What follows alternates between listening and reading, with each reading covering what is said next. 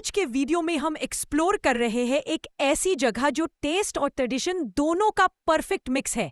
क्वेट्टा साखी शेरजान होटल। ये होटल सिर्फ एक नाम नहीं बल्कि एक एक्सपीरियंस है।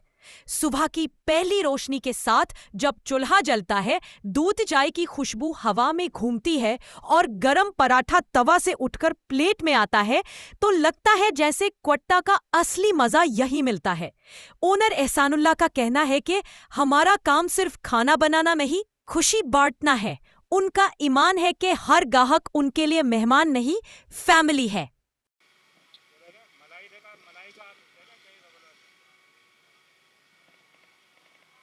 कुछ बोलना चाहोगे आप?